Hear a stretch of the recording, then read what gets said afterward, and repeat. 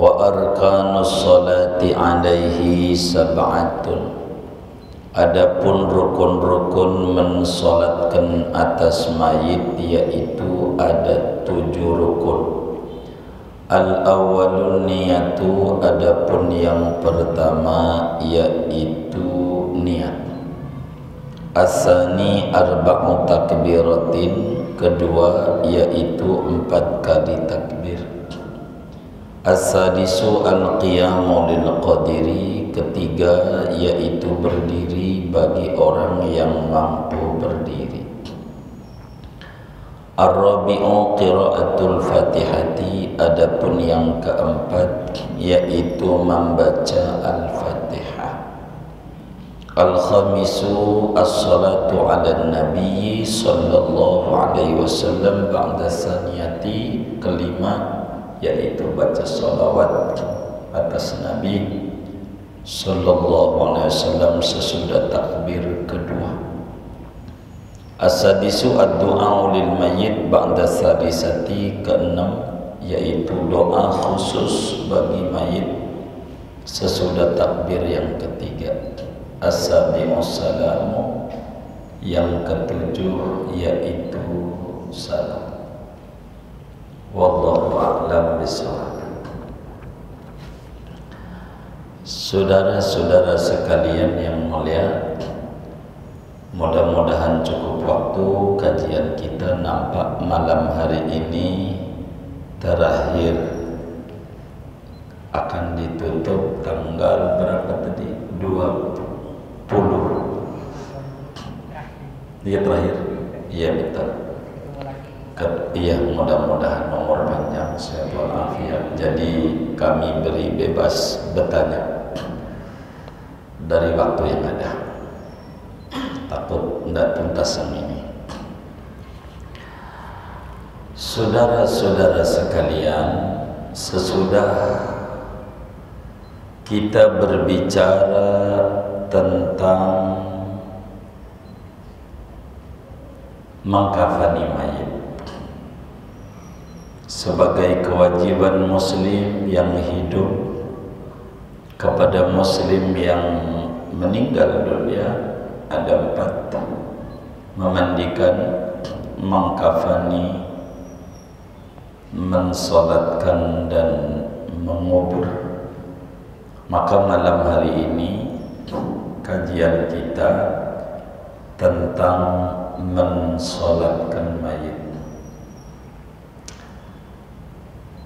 Jadi muslim itu saudara, di hatinya ada cinta sama masjid, itu muslim.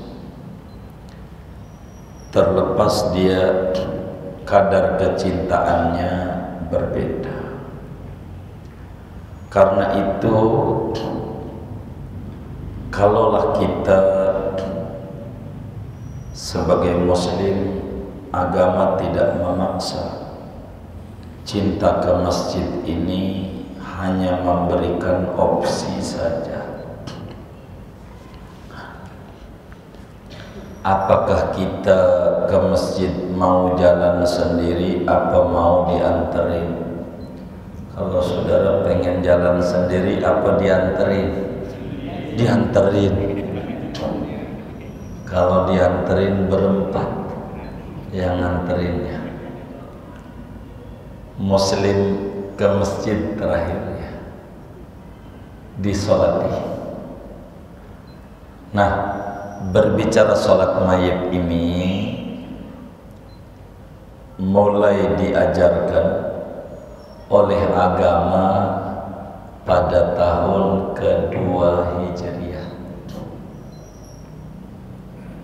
Maka bila ada yang bilang waktu istri tercintanya baginda Rasul sallallahu alaihi wasallam, Siti Khadijah, meninggal dunia, itu mati kagak disolatin.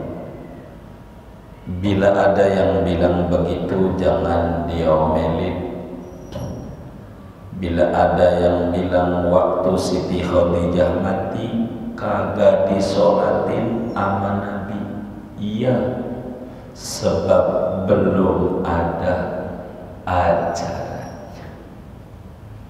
Sebab mulai diajarkan tahun kedua Hijriyah, di mana di tahun itu diajarkan puasa Ramadan, di mana di tahun itu mulai diajarkan berzakat.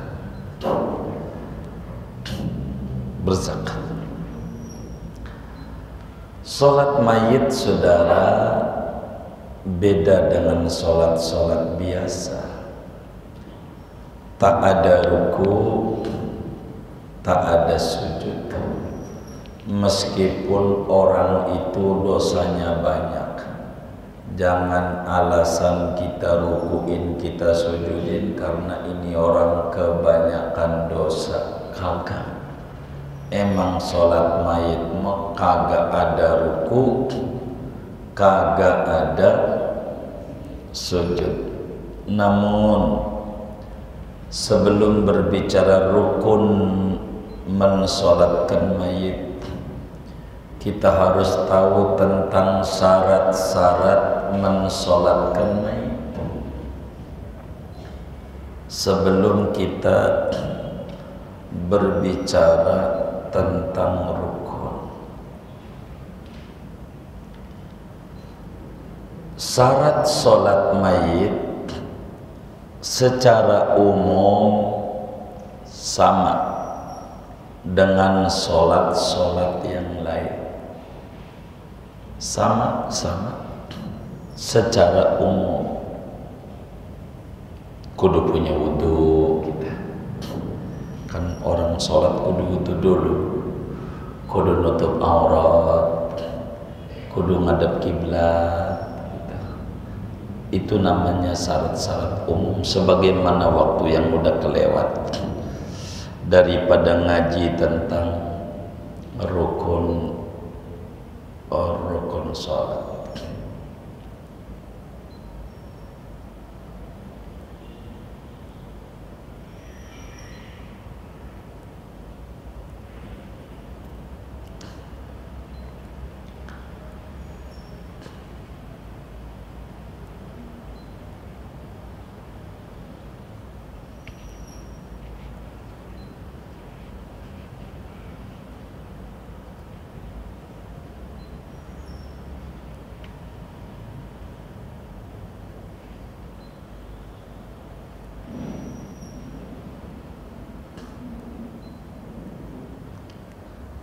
Baik, kalau belum boleh dibagi, Pak. Enggak, sudah? Baik. Enggak boleh dalam agama kalau ada orang jalan-jalan kami ngomong dosa kami sama Rasulullah. Enggak boleh, harus duduk rapi. Enggak boleh. Jadi kami harus istirahat. Enggak boleh, bukan marah, bukan aturan agamanya. Nanti biar ilmu kita manfaat.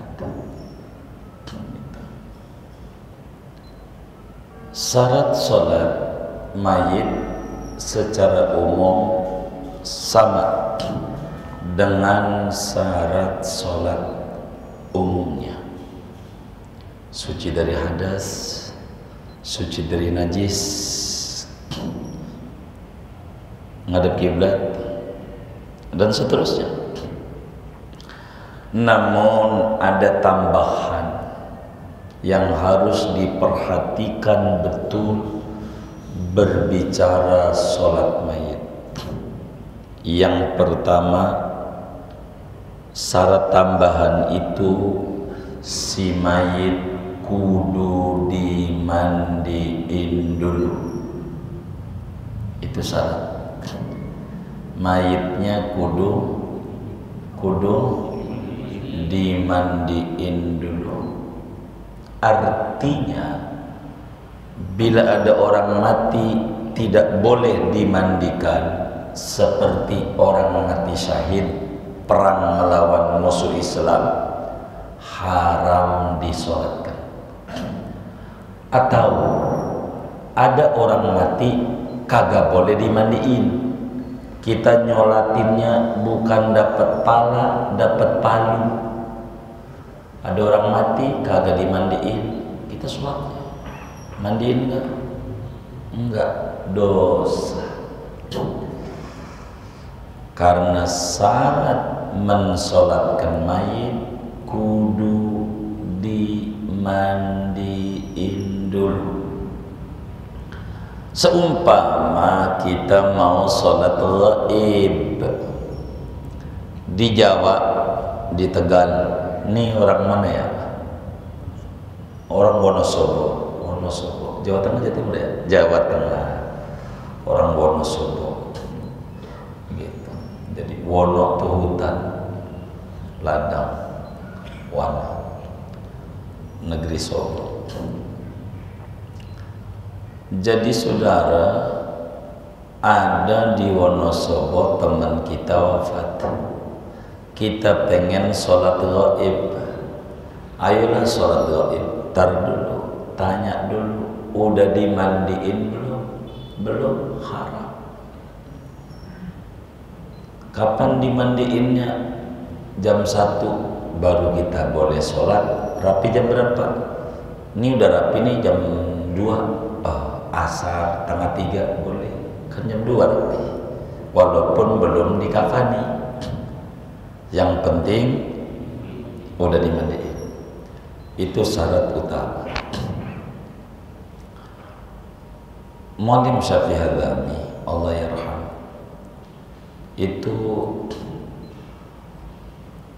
orang baru tahu sebagiannya itu walian ketinggiannya sesudah wafat. Ada orang haji dengan Muallim Syafi'i Hadzami tahun 60-an, 60-70. Kan Muallim wafat 2006. Artinya kalau tahun 70 kan 30 tahun kejadiannya lebih. Waktu itu pergi haji, beliau bilang kepada murid-muridnya yang bareng haji sama beliau, salah satunya Muallim Bunyamin Kelapa II. Kata Muallim Syafi'i Hadzami, Ustaz, aneh pengen nanti kalau aneh mati, ente sholatinnya di Masjidil Haram, di sini, di belakang Maqam Ibrahim. Tolong ente sholatin di sini, kata muallim. Kata murid-muridnya, yang kagak-kagak aja guru, kan di Makkah itu kan, bagaimana mau nyolatinnya, minta pengennya di situ. Begitu sudah.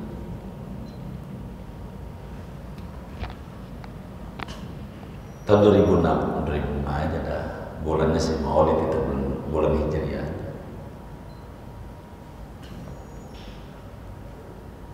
Ki Bunyamin umroh, wafat Muallim, disolatin di tempat yang ditunjuk 30 tahun yang lalu. Udah tahu bakal muridnya umroh tahun sekian, minta disolatin itu, disolatin di tempat di mana yang ditunjuk itu. Begitu. Nama juga kiai nanya, dimandiinnya jam berapa? Jam sekian, sholatin jam sekian. Sebab syarat sholat mayit itu kudu mandiin dulu. Kalau ada orang mati enggak dimandiin, haram disolatin. 1. Doa. Sholat mayit itu ada 2. Ada namanya sholat ghaib, ada namanya sholat hadir. Apa arti ghaib? Ghaib itu mayitnya jauh 90 km atau paling tidak 60 km. 60 kalau dalam sholat mayit udah masuk ke gaib. Dari sini Bekasi dah Babelan, Bekasi Utara, ujung Depok begitu, lebih liang gitu. Nggak nyampe 90 dari tukang di liang dah, nggak nyampe. Serang dah paling 70 ke Serang gitu. Namanya gaib. Gaib itu mayitnya di luar kota, di luar kota, artinya sholat gaib. Kalau di dalam kota namanya sholat hadir, sholat mayitnya dalam kota.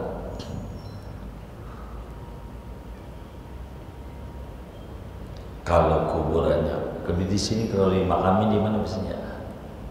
Daerah sini, tukang kan? Ada dekat di kelurahan. Jangan sampai dikubur di kelurahan, di Darul Falah kita sholat gaib, Ustaz gaib, ini namanya kacau, begitu. Timbang dimakamin di Tegal Alur, gaib.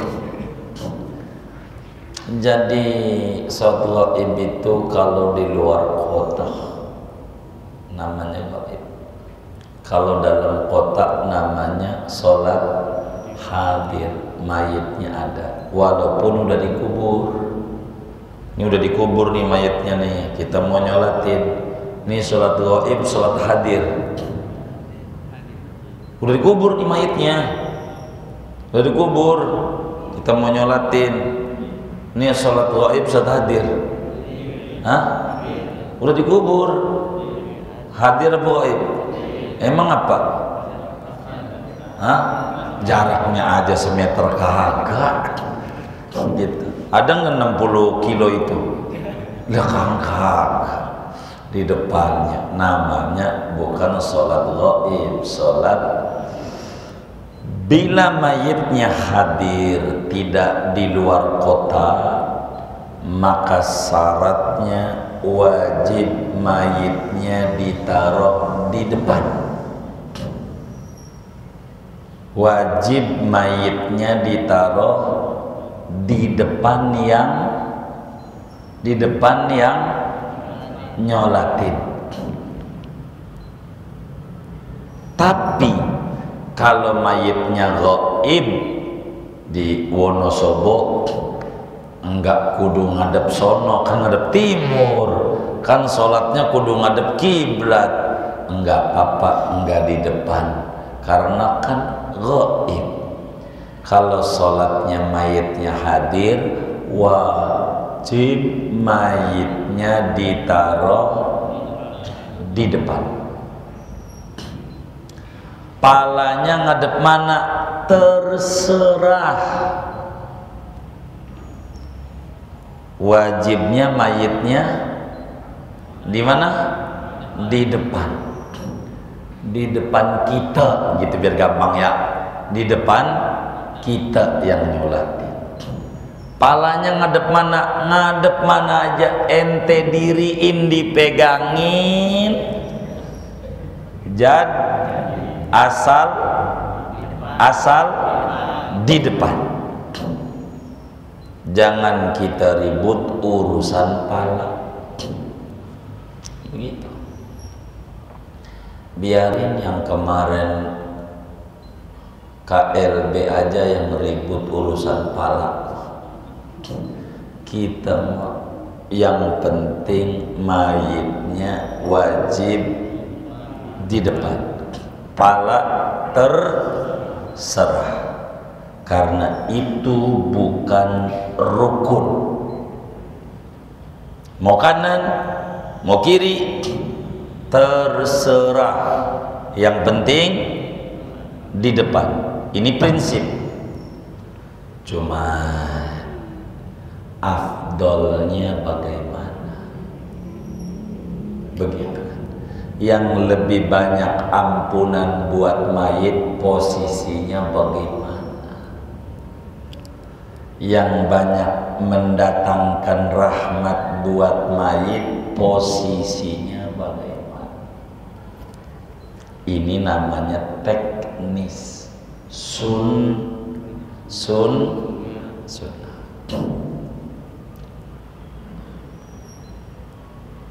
Bila mayit itu laki-laki,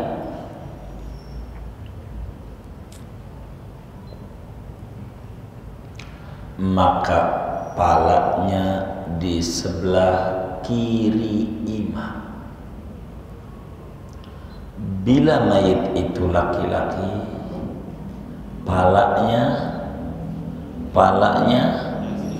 di sebelah kiri imam, lebih gede ampunannya dibanding palanya di sebelah kanan imam.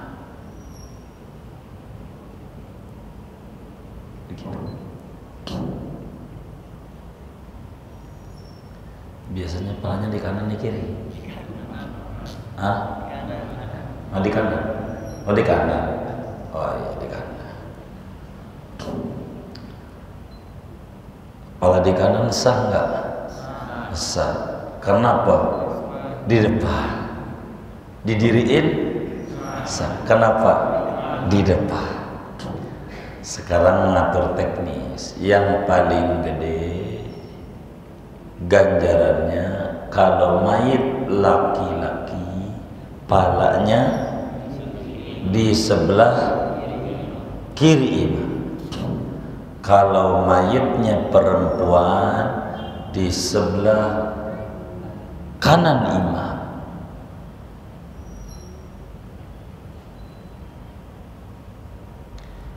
Dengan posisi imam, kalau laki-laki barisnya di kepala. Kalau laki-laki barisnya lempeng kepala, lehernya nih kepala. Kalau laki-laki, kalau perempuan barisnya lempeng pinggul, pantat pinggulnya. Kalau perempuan,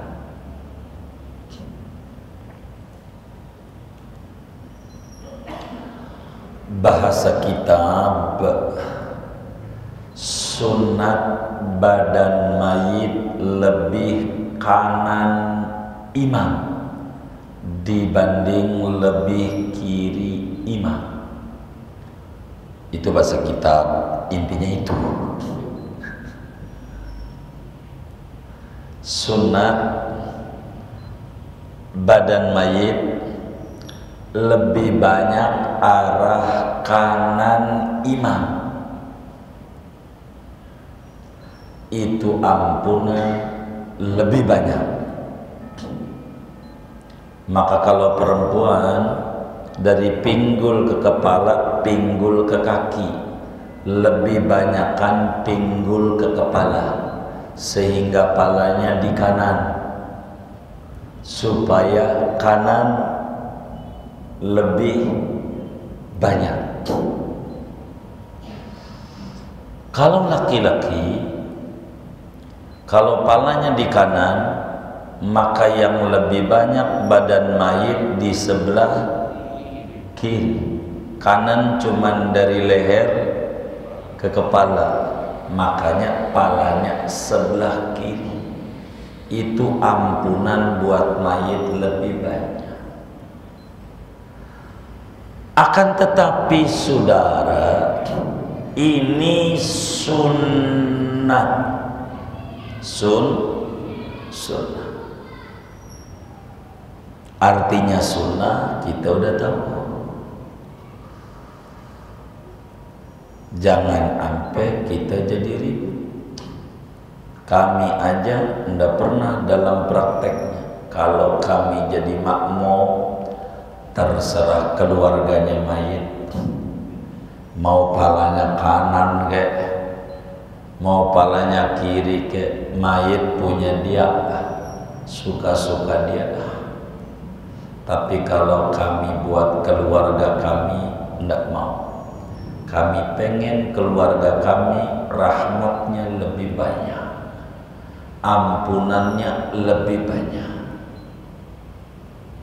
Maka kami kalau keluarga kami mimpin, kalau mimpin mengatur, kami harus pakai ajaran Sayyiduna Muhammad. Enggak mau pakai ajaran orang kampung yang tidak sesuai dengan sunnah. Tapi kalau kami jadi makmum, enggak pernah ngomel, terserah. Barangkali dia berkata, ini mayit saya, dosanya dikit, makanya saya taruh di kanan. Ya sudah ya, namanya juga sunnah. Itu sunnah. Ditulis oleh ulama di dalam kitab-kitab mereka. Guru Syekh Nawawi Al-Bantani, Sayyid Al-Habib Umar Barakat Al-Biqai Asyami dalam kitab Faydul Ilahil Malik, As-Sayyid Ahmad bin Alwi As-Saggaf tulis juga di dalam kitab Tarsyikhul Mustafidin, dan banyak ulama. Pala mayit itu kalau laki di sebelah kiri lebih gede ampunan dan rahmat dibanding di kanan. Hanya prinsipnya di depan. Ingat ya. Jadi terserah kita. Itu mau begitu. Suka-suka kita, terserah. Itu begitu. Itu ajarannya.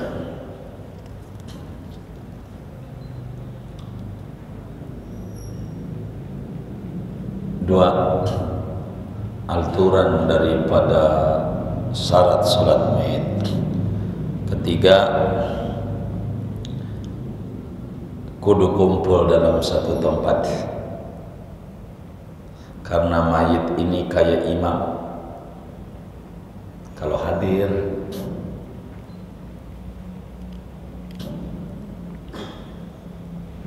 keempat, aturan daripada sholat mayit, kudu sholat dulu baru dikuburin. Jangan dikuburin baru disolatin. Tapi boleh saja dosa. Jadi kudu sholat dulu baru kubur. Kayak tadi, kudu dimandiin dulu baru sholat.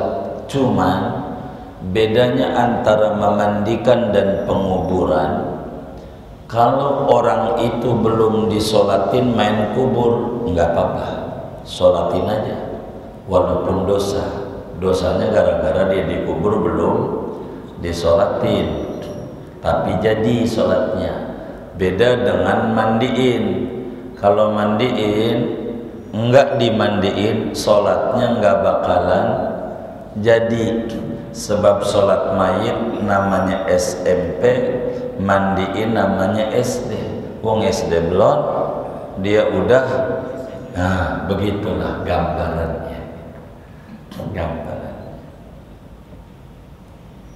Ini diantara aturan-aturan nyolatin. Siapa yang nyolatin? Orang mukallaf, laki-laki, biar dikata masih bocah. Laki-laki Kalau perempuan semua yang nyolatin, laki-laki kagak ada, kagak sah. Perempuan ngikut. Lihat kondangan tuh, Ahmad and partner, belum punya istri kayaknya nih. Dia ngikut aja dah, gitu. Tapi di depan nggak bisa dia. Ikut nyolatin gede ganjarannya. Ibu-ibu mumpung ngaji, kalau keluarganya meninggal ikut nyolatin. Jangan di Mekah doang. Kalau di Mekah aja umroh, nyolatin dah diri. Di rumah juga nyolatin mayit itu ganjarannya gede banget, segede gunung Uhud. Ganjaran nyolatin, mau kenal mau tidak kenal. Ibnu Umar radhiyallahu anhu menyuruh Imam Nafi' muridnya, coba tanya sama Aisyah, istrinya Rasulullah, bener nggak yang diomongin Abu Hurairah itu, nyolatin mayit ganjaran segede Uhud walaupun nggak kenal? Dia datang, Nyai, kan istrinya kiai ya kan, Siti Aisyah, rajanya kiai. Nyai, itu benar itu? Iya, segede gunung Uhud.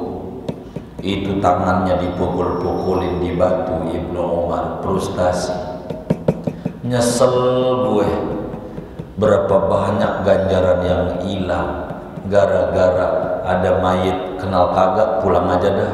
Ada nggak yang kayak begitu tuh kalau Jumatan? Nggak ada, alhamdulillah. Ada, jangan nyolatin aja, nggak ada ganjaran.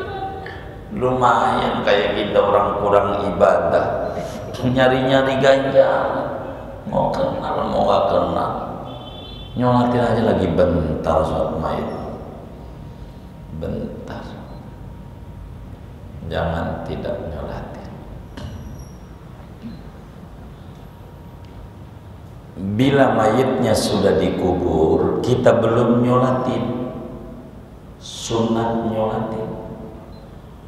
Dulu udah saya praktekin kan ya? Udah praktek belum ya? Oh belum. Saya minta sendal dong, sendal cepit. Hah? Udah kan? Iya udah rasanya. Udah belum? Oh yang injak sendal tuh iya. Iya itu. Dikubur tuh. Sholatnya begitu. Sendalnya dicopot, nyolatin. Mayit hadir yang sudah dikubur. Kita nih teman kita meninggal, kita nggak tahu habis keluar kota, sholatin. Di mana kelurahan datang, Imam Jumat kliwon lagi. Iya besok kayak ini orang Jawa pakai kliwon yang kagak aja pakai kliwon.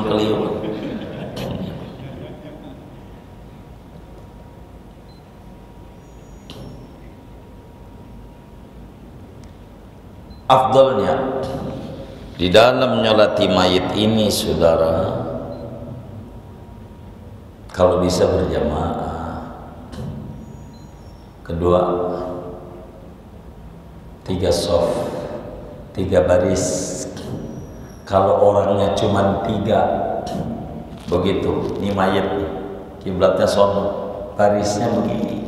Kalau 3 orang doang, begitu. Biar 3 bar. Pokoknya atur 3 baris, ganjarannya gede. Makin banyak yang nyolatin, makin bagus. Upayakan minimal 40 orang cakep. Lebih dari itu, lebih cakep. Kalau kita punya duit sekarang, simpen, taruh aja sama temen kita. Ntar gue mati, lu bagi-bagi yang nyolatin, biar banyak yang nyolatin. Begitu. 40 orang besar, 40 lebih bagus, 100 lebih, 40 aja bagus. Begitu saudara. Dan nyolatinnya di masjid itu lebih gede. Boleh di rumah, boleh di masjid. Kalau udah nyolatin makruh nyolatin lagi. Kalau udah nyolatin makruh nyolatin lagi. Udah keluar dari situ bawa beras, kan udah taruh beras ya, muter lewat samping si ini nyolatin lagi, dapat 2. Siapa tuh kayak begitu tuh? Makruh. Kalau udah nyolatin jangan, tapi sunat bergelombang.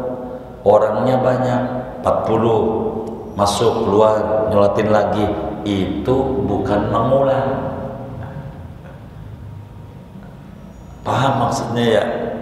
Yang makruh mengulang tuh kita udah nyolatin, iya. Tapi kalau orangnya banyak, ada asatid, muridnya banyak, murid ini nyolatin, kelompok ini nyolatin, dia guru SMA, kelas 1 nyolatin, kelas 2 nyolatin, kelas 3 guru, segrup sunat kayak begitu. Yang penting selama belum berubah badan mayit. Kalau sampai bergelombang ribuan, bukan lagi berkubur ya kan? Ya enggak begitu, entar mau dikubur saja. Inilah diantara aturan-aturan syarat-syarat sholat mayit dan sunnah-sunnah sholat mayit. Hadirin sekalian, kita ngomongin rukun sholat mayit apa, sunnah dalam sholat mayit apa, sunnah sebelum sholat mayit apa, sunnah ketika sholat mayit apa, sunnah sesudah sholat mayit apa, rukun sholatnya ada berapa, nanti saja. Panjang masih. Ini kuat sampai jam 11 ini. Udah baik. Jadi ingetin kami saudara sekalian, Allah kasih panjang umur, sehat badan, kita mulai ngaji rukun sholat mayit. Begitu.